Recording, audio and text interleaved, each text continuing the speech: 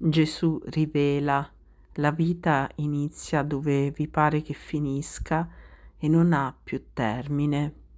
Salve a tutti, carissimi. Oggi voglio parlarvi delle rivelazioni fatte da Gesù alla mistica, Maria Valtorta, e rivelazioni che riguardano, in particolare la vita, nell'aldilà, e che cosa accade a quelle anime, che sono condannate all'inferno.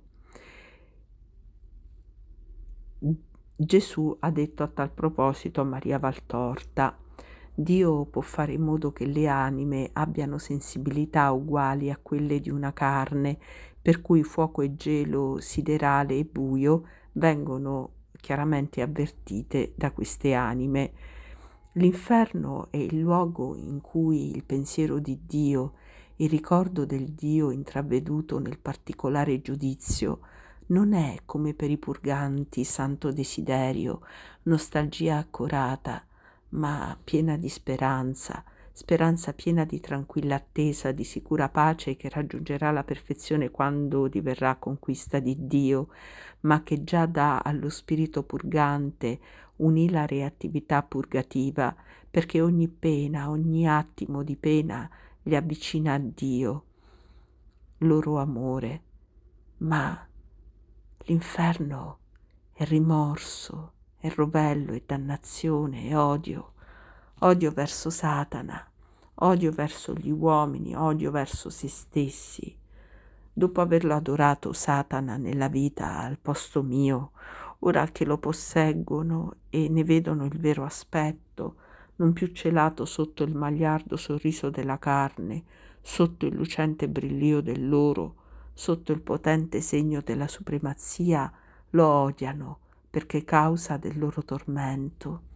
Dopo aver, dimenticando la loro dignità di figli di Dio, adorato gli uomini sino a farsi degli assassini, dei ladri, dei barattieri, dei mercanti di immondezze per loro, adesso che ritrovano i loro padroni per i quali hanno ucciso, rubato, truffato, venduto il proprio onore e l'onore di tante creature infelici, deboli, indifese, facendone strumento al vizio che le bestie non conoscono, alla lussuria, attributo dell'uomo avvelenato da Satana, adesso li odiano perché causa del loro tormento. Dopo aver adorato se stessi, dando alla carne, al sangue, i 7 appetiti della loro carne e del loro sangue, tutte le soddisfazioni, calpestando la legge di Dio e la legge della moralità, ora si odiano perché si vedono causa del loro tormento. La parola odio tappezza quel regno smisurato, rugge in quelle fiamme, urla nei cachinni dei demoni, singhiozza e latra nei lamenti dei dannati, suona, suona, suona, come un'eterna campana a martello, squilla come un'eterna buccina di morte, empie di sé i recessi di quel carcere, è di suo tormento perché rinnovella ad ogni suo suono il ricordo dell'amore per sempre perduto, il rimorso di averlo voluto perdere, il rovello di non poterlo mai più rivedere.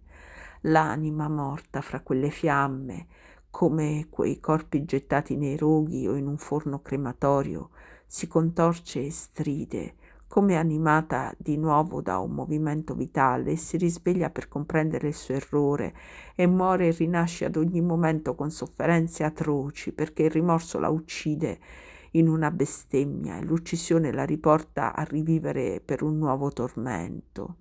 Tutto il delitto di aver tradito Dio nel tempo sta di fronte all'anima nell'eternità. Tutto l'errore di aver ricusato Dio nel tempo sta per il suo tormento presente ad essa per l'eternità. Nel fuoco le fiamme simulano le larve di ciò che adorarono in vita.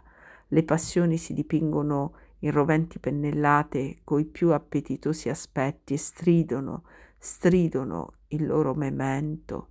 Hai voluto il fuoco delle passioni, ora abiti il fuoco acceso da Dio, il cui santo fuoco hai deriso. Fuoco risponde a fuoco. In paradiso è fuoco di amore perfetto, in purgatorio è fuoco di amore purificatore, in inferno è fuoco di amore offeso. Poiché gli eletti amarono alla perfezione, l'amore a loro si dona nella sua perfezione. Poiché i purganti amarono tiepidamente, l'amore si fa fiamma per portarli alla perfezione. Poiché i maledetti arsero di tutti i fuochi, men che del fuoco di Dio, il fuoco dell'ira di Dio li arde in eterno. È nel fuoco è gelo. Oh, che sia l'inferno, non lo potete immaginare.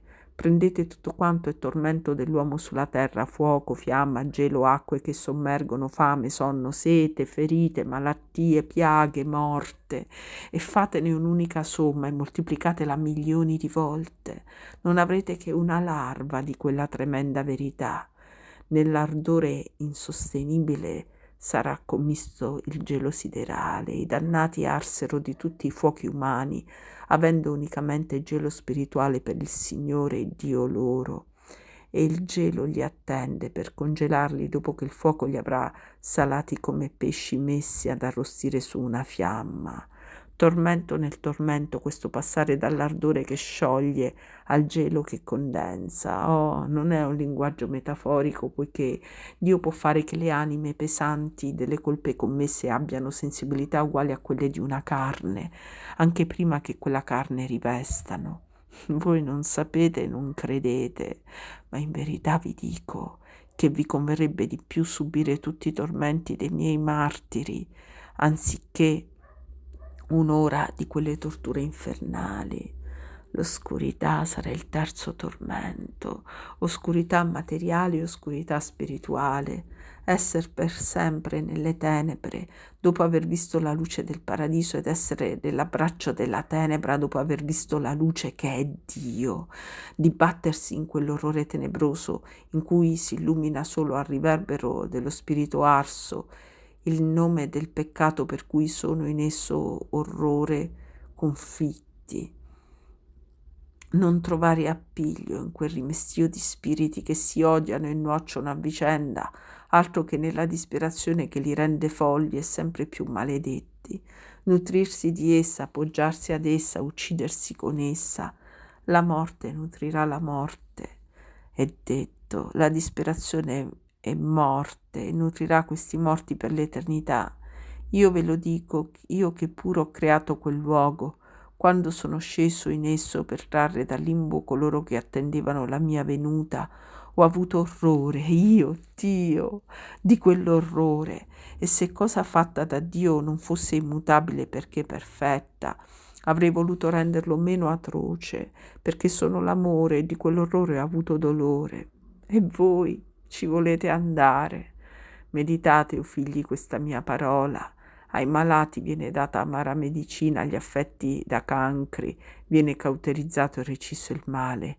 Questa è per voi, malati e cancerosi, medicina e cauterio di chirurgo. Non rifiutatela, usatela per guarirvi. La vita non dura per questi pochi giorni della terra. La vita incomincia quando vi pare finisca e non ha più termine.